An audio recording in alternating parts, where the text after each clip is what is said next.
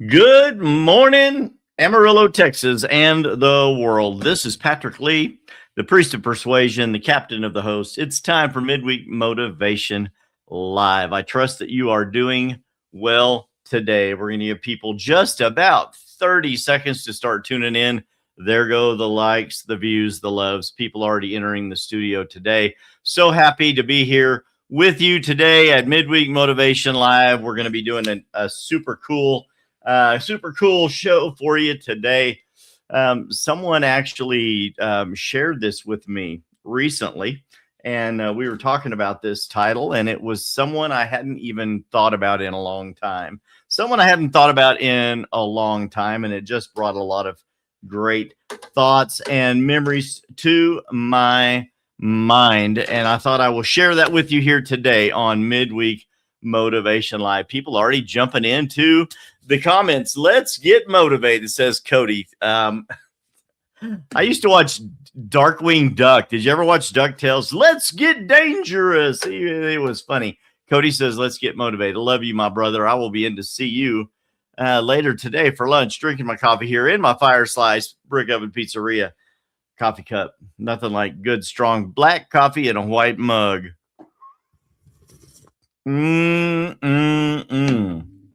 Good stuff. Everybody ought to know. I've been singing this morning. It's been amazing. Having a praise break in the office, around the house, listening to some good tunes. It's been amazing. Just getting fired up for all of you today. Today's show. Good morning, Miss Marlene, Tammy Joe. Good to see you watching as well. Ready? Are y'all ready? Are y'all ready today to jump into this? It's going to be a great show. What are we talking about today on Midweek Motivation Live? Now on all major podcast platforms. Anywhere you go to consume podcast content, you can find Midweek Motivation Live. Search for it by that name, Midweek Motivation Live with Patrick Lee.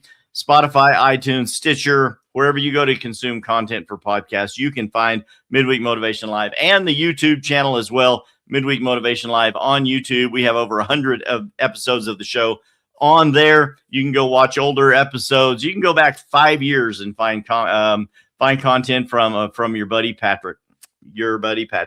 Love you guys. Tammy says, let's go. Are you ready? Are you ready today? Being a Barnabas in a broken world. Oh my, there you go. The comments. People are like, be a Barnabas in a broken world. What in the world are you talking about? That is our topic today. It's going to be fun. There are two types of people in this world. Those who walk into a room and take energy, and those who walk into a room and suck the energy out of it. There are going to be those who criticize, doubt, and tear things down. There are other people who build, believe, and call greatness out of others. The question today is, which one are you? Who are you being? Can you be a Barnabas in a broken world? I don't know who Barnabas is. Patrick, what are you talking about? Whether you realize it or not, every single day you are shaping the people around you with your words, with your attitude. When you walk into a room, what you choose to see in other people is how you are going to be seen in the world. You're going to be remembered by what you brought out of people or what you stole from people, okay? What you choose to see in others is how you are going to be judged by others. Today, I want to introduce you to a man who has mastered that. Not a celebrity, not the most famous man in the Bible. There are a lot of those. Who's probably one of the most famous men in the Bible besides Jesus? David. Who wrote most of the Bible? Paul. The whole New Testament just about was written by Paul. Well, how in the world, where did Paul come from? Yes, Miss Gina, bringing energy and the good vibes. Absolutely. You are amazing. Thank you. Who was Barnabas? There are going to be a couple of you, ding, ding, ding. Some of you are going to know who Barnabas was, but most of you know who Paul was. Paul was not a good man, right? If you go into the Bible, you can read the story of Barnabas. Just Google Barnabas and it'll blow your mind. Barnabas wasn't one of the original disciples. He wasn't the main voice on Christianity in the early church. But when the early church was fragile, when it was brand new, just starting, Pastor David Brown, my pastor, used to say burgeoning. I love that word. When the church was burgeoning forth with new growth, growing, and under pressure, Barnabas stepped in and became a force. Many of you don't know, but his real name was Joseph. People started calling him something else, and that was Barnabas. Why? Barnabas means the son of encouragement, because everywhere he went, he lifted people up. Barnabas, when he was Joseph, he actually sold his own land to support the early church. He said, I believe in the mission. I'm going to sell this land and I'm going to sow this seed into you guys because I believe in the mission and I want you to be able to be financially stable. So he sowed money into the early church just to make it financially stable, so the word of the Lord could go forward. He believed in people others were afraid of. Barnabas gave second chances when other people walked away. And here's the truth. Without Barnabas, some of the greatest stories in the New Testament may have never, ever, ever unfolded. So today, we're not just talking about him. We're asking a bigger question. What would happen if you became a Barnabas in your world? Becoming an encourager. Is it a calling? Is it an anointing? Is it just a good idea? Yes, yes, and yes. It's not a personality. Barnabas didn't just happen to be an encouraging person. Frank, thank you. What a blessing. Frank says, you are a Barnabas, my brother. Let's all follow this path. Absolutely. Hardly any one of you, Pastor Frank, when was the last time you taught a sermon on Barnabas? A lot of preachers watch the show. I found out more preachers watched the show just recently when I was out in another state and they actually mentioned at the dinner table how many people they noticed were watching and consuming my content. I'm like, I didn't know you knew who I was, brother. Hallelujah. God is good, right?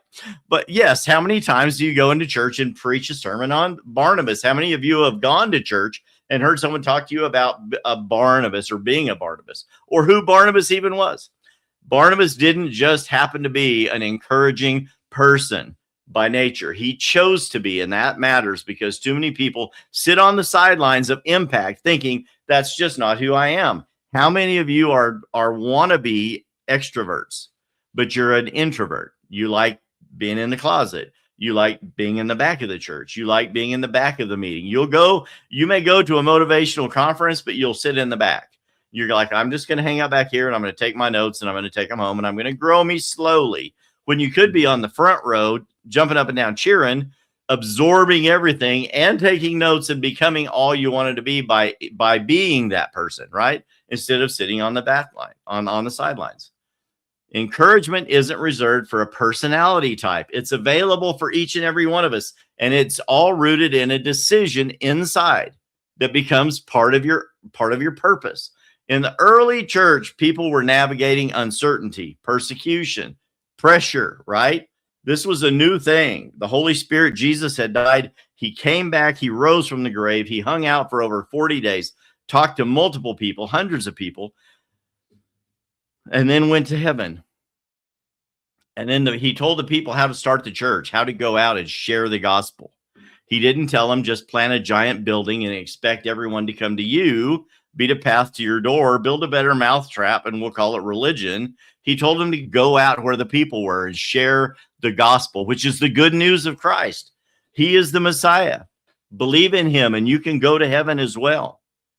He became, the church was young. It was burgeoning forth in newness, but there was a lot of stuff going on, right? That kind of environment can easily produce fear, division, and silence. But Barnabas stepped into that tension, all of that funky feeling, right? And became a stabilizing force. His presence strengthened people. His words gave courage to others, and his actions actually backed it up. And that's leadership. And here's where this hits you. Your words are doing one of two things every single day, right? They're either building people up or slowly tearing them down. We've done entire shows just on the power of the tongue, hung by the tongue, this little member that does so much damage, right? There is no neutral. There is no standing still. You're either depositing belief into someone or you're withdrawing confidence from them at the same time. Encouragement isn't soft. It's strategic. It creates momentum. It unlocks confidence in people. It fuels their growth. And most people are starving for it more than they'll ever admit. So stop waiting until you feel called. Decide today that you're going to be the kind of person who speaks life consistently, into others. Because when you do, you don't just change moments, you change trajectories, entire directions of people's lives. Pastor Terry McCaffrey and I were in Tennessee this last week. It was an amazing conference, a men's conference through I Am Worship Church and the Hope Centers, celebrating recovery for a lot of men. And we went to a campground. It was an amazing Christian campground. Pastor Terry spoke. Alan, Terry, Rick, Mark, numerous speakers. Then Terry brought the word Sunday morning at the church at the 10 o'clock service. And they actually are having a youth group, a youth conference. And they had the leader, Pastor Mark, had the children stand up, the youth, and told them, listen, you need to understand something, right? What kind of people are you going to be? You are the future of the church. We speak life into you. You're not just the thermometer. You are the thermostat of the attitude of the church moving forward. I was like, what an amazing statement to tell all of those teenagers. It was amazing.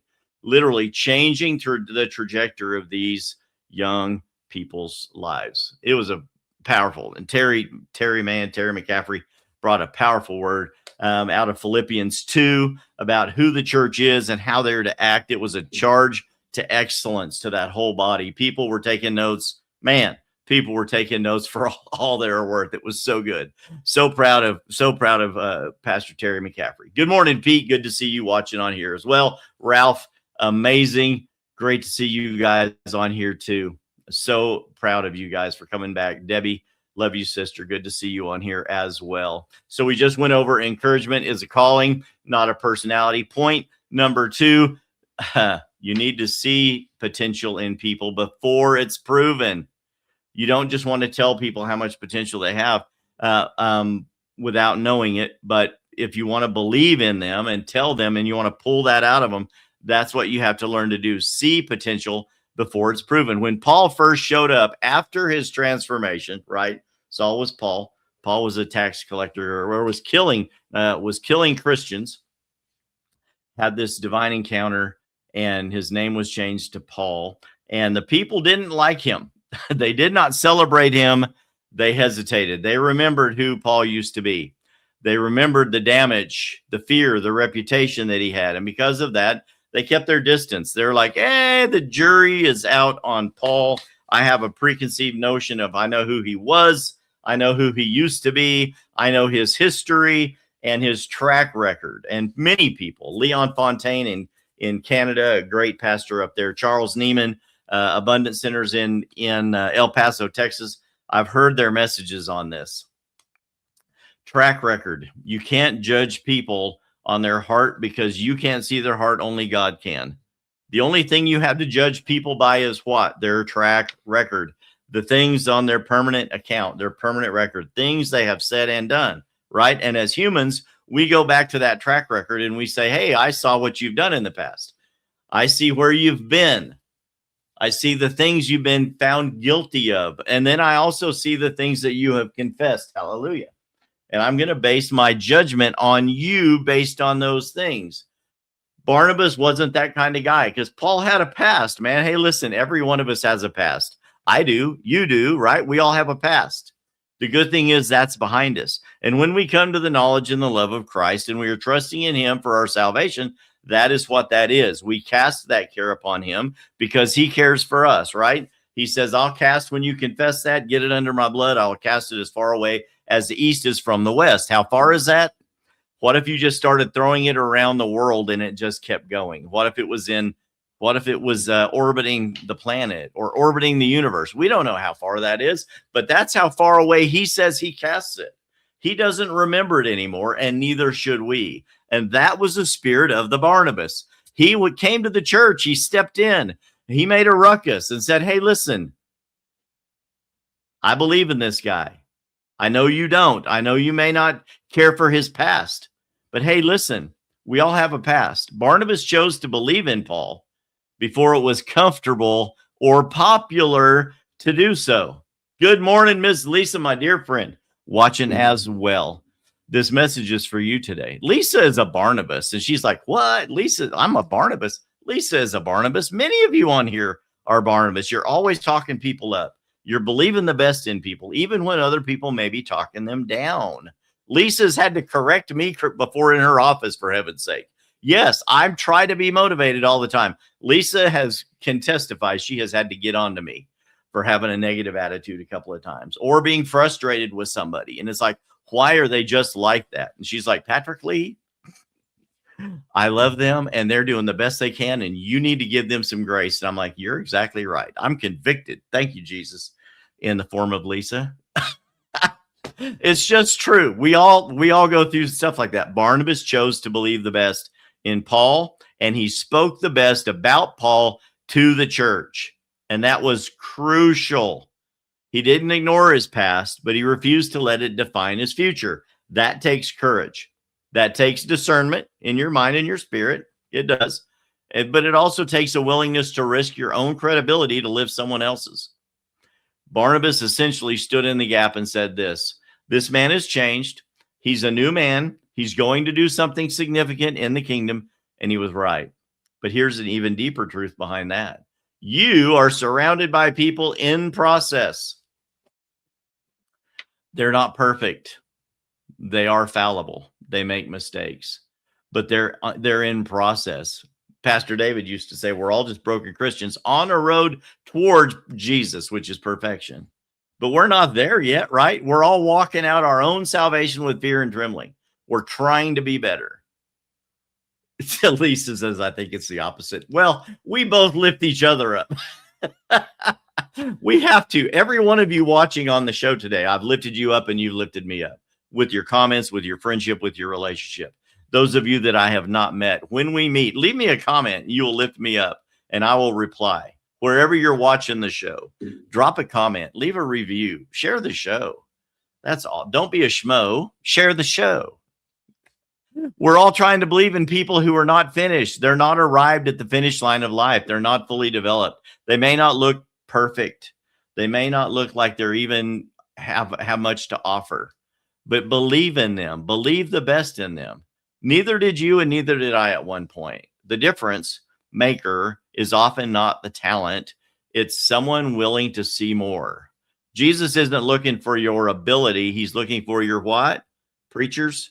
Availability. Someone willing to speak to their future instead of dwelling on the past. So the question becomes, are you labeling people or are you leading people? Because when you call out potential consistently, you help activate that. And that's exactly what Barnabas did. Point number 3, you need to go where God is moving. What does that mean? Okay, let's dive into that. Barnabas didn't build his life around comfort. He built it around his calling.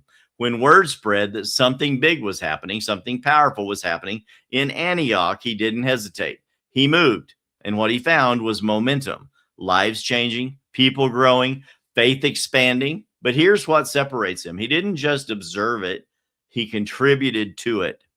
Many people hear about a great move of God somewhere. I was watching a preacher a couple of weeks ago, and he's like, I've been around the block a few times. I've been to the Toronto fire.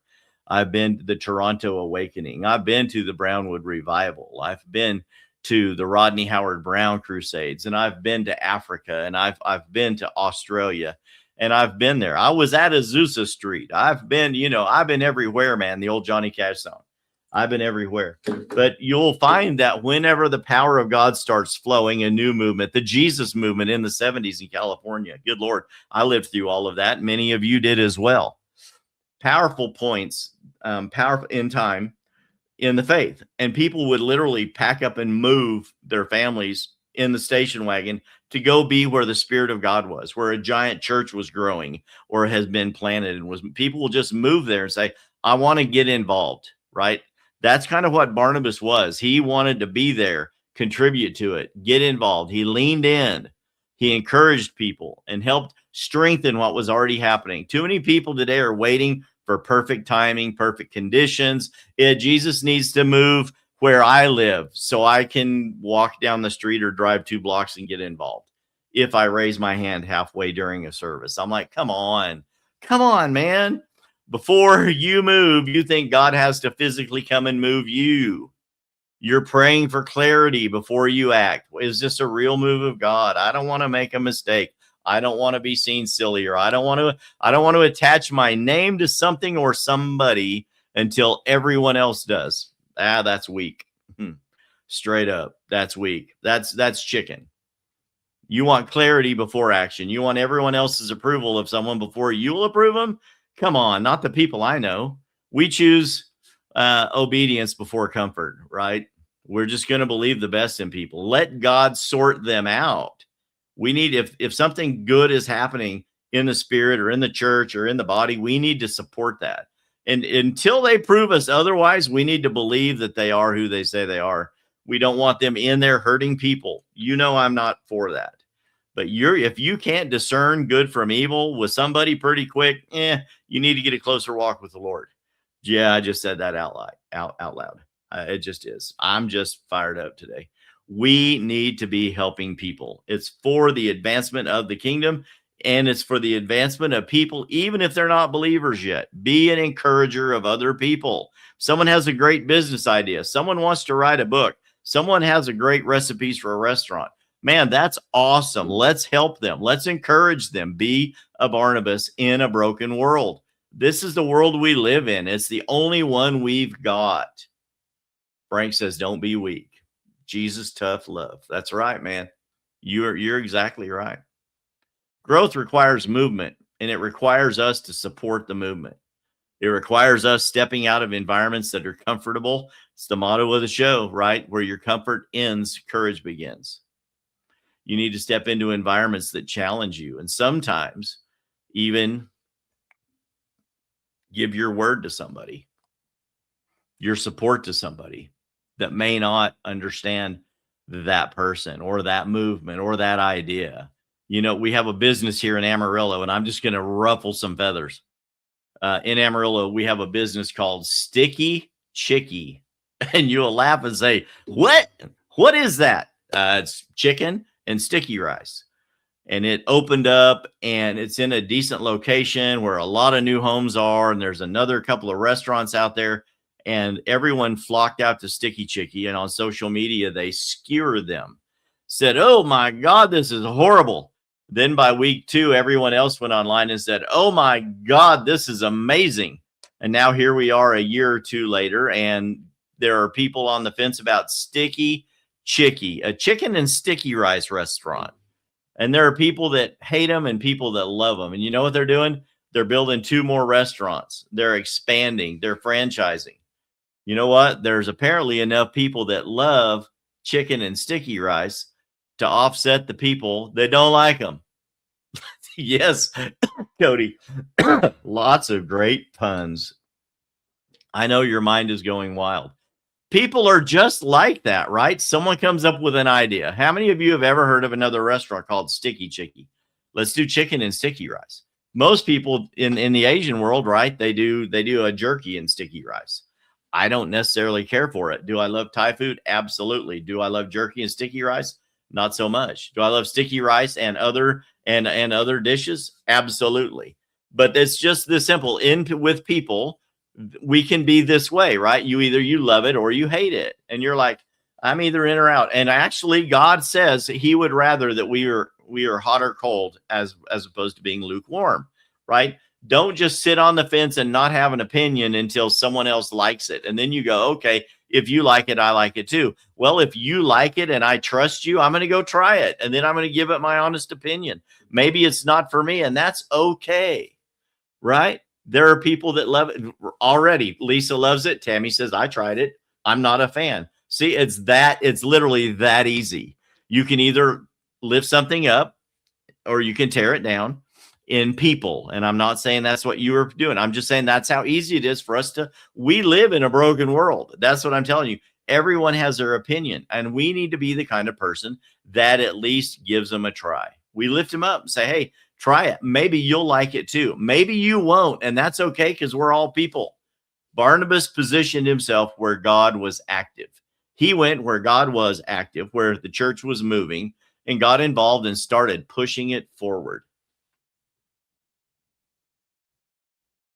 Frank says Nebraska is ready for Sticky Chicky 100%. There you go. Frank, I've never tried it. I haven't tried it. I'm going to have to try it just to see what I think. But when I go, I will tell them, I know some people in Nebraska that are ready for a franchise. Because of where the church was moving, Barnabas went in Antioch, and because of that, he became part of something bigger than himself. So let's make this practical. We do this every week, right? What's the real world application of this? Look at your environment. Look at your circle. Look at where you spend your time. Is that circle pushing you forward, or are they holding you back? Are they telling you, hey, don't go there. You can't do that. Someone else tried that and failed. Literally, what kind of people do you have around you? Are they keeping you stuck? Because proximity matters. Proximity equals power. And that power is either going to be going higher or it's going to be going lower because of who you are near. If you want to grow, you've got to get around growth. If you want to build something meaningful, you got to step into places where meaningful people are, where something meaningful is already happening, and lift that up. Then point number 4, this is our final point today. It's sometimes you just have to give people a second chance. Maybe someone has blown it. Maybe someone has blown it in your life. Maybe someone has fallen short in their relationship with you. John Mark was no exception. He walked away from a mission early. He didn't finish strong. And when the opportunity came around again, Paul made a leadership decision. He didn't want to bring him back. From a performance standpoint, that makes sense. But Barnabas saw something deeper. He saw that failure doesn't have to be final. This is one of the favorite quotes I've been hearing for the last couple of years. Failure isn't final. Nothing is a mistake if you learn from it. It's okay. He understood that growth is often forged in moments of weakness, moments where we performed less than the optimum. It just is. So he made a different decision. He took John Mark, invested in him, and gave him another opportunity. And yes, it created tension in the early church, but even caused a split. But instead of limiting the mission, it multiplied it. 2 teams instead of 1. And John Mark, he didn't stay defined by that failure. He grew, matured, and eventually he became the writer of the Gospel of Mark. Okay. Paul wrote most of the New Testament. John Mark had this failure cause a church split, and he wrote the book of Mark. Think about the weight of that. A man who almost got written off became a great writer himself. He became a voice that would impact generations to come, all because someone refused to give up on him. So here's the skinny. You will be given opportunities to write people off. They will disappoint you. They will fall short. Am I guilty of doing that? Absolutely. So are you. The real question is, do we have the wisdom to discern who needs correction and who needs another chance? Because sometimes the greatest calling in someone's life is sitting on the other side of that failure. And they need someone to make the decision to come around and believe in them, lift them up, remind them, as the old song says, where God brought them from and where they could have been, and get that person set back on the road towards where they could have been, because it's where they still can be if they'll simply have the right people around them to encourage them, to believe in them, and share that belief into the circle that they may have been cast out of, and say, hey, you need to give this person another chance. I've seen what they can do, and I've seen what you can do and how you came back from a setback. And now it's time for this person to have a comeback from a setback. Here's my powerful outro, we call this. Let this settle in. Barnabas never wrote a book of the Bible. Many of you never heard of him, but his impact is woven into the lives of the people he lifted. And it's woven into almost the entire New Testament because of his belief in Paul. And Paul went on to help the early church and wrote most of the New Testament. He just did. That's what I keep saying. It just is. He just did. Never wrote a book of the Bible. Barnabas. He wasn't the most quoted. He wasn't the most visible. Terry was telling me last week he was going to be preaching out of Philippians 2. And he's like, remember when this happened. I'm like, yeah. Remember when this happened? Yeah. He goes, that's what I'm going to be preaching on. I was like, well, this could go one of two ways. And it could be a call for the church to be greater and have more impact. Or it could be taken as someone feeling like they're getting a beat down. And it just depends in the delivery, right? And I went back and read the entire book of Philippians that night, and then part of Colossians as well before I went to bed, just to remind myself of all of the things that we quote in the book of Philippians. So many quotes from the book of Philippians that people just use every day, and they were all included in this one powerful book. And none of it would have happened without Barnabas. Possibly would not have happened without Barnabas. Barnabas' impact is woven into the lives of everyone in the early church, and now through the books of the Bible into your life and mine too. That's the kind of influence that lasts, because at the end of the day, people may forget what you said, they may forget what you did, but they will never forget what?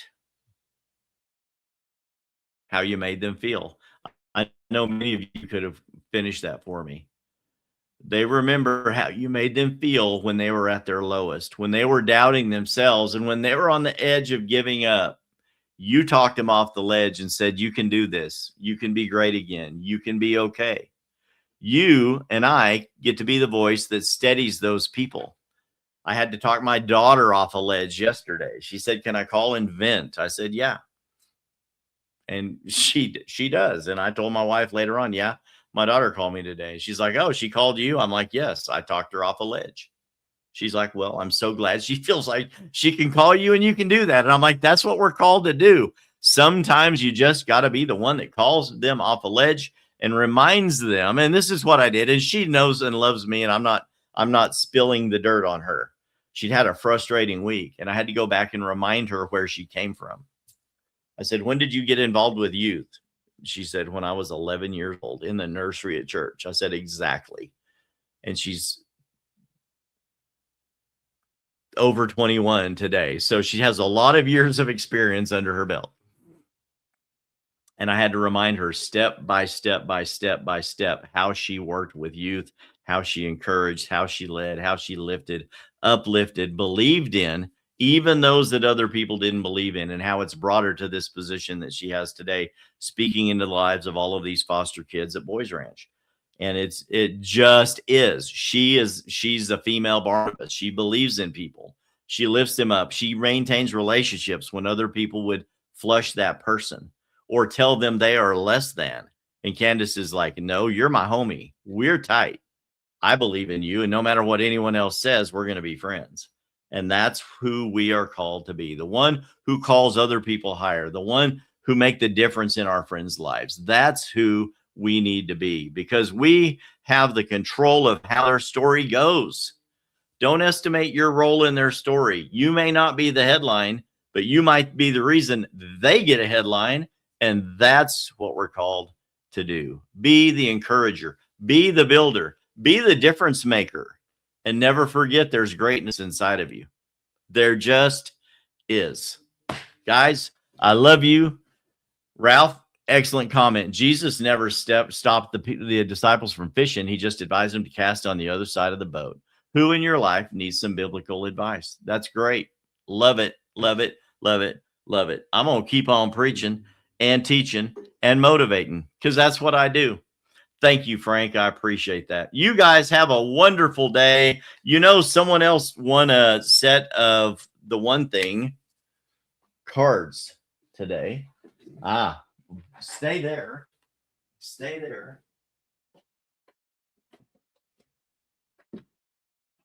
Stay there. The one thing core values cards. Tammy Jo Foster has won a set of cards for sharing the show. Thank you, Tammy. Thank you, Tammy. I'll message you, send me a message, and we will find a way to get these to you. Congratulations. I believe that you will love these. In a world of choices, deciding what matters most can be tricky. We know extraordinary success is about leaning into priorities and avoiding distractions. How do you know what to do about that? You have a compass within you. You just need to find it. The one thing core value cards will help you. Until next time, this has been Patrick Lee, the priest of persuasion, the voice of choice with Midweek Motivation Live. I will see you next week. I love you. I gotta go. Where's my outro? Bye-bye.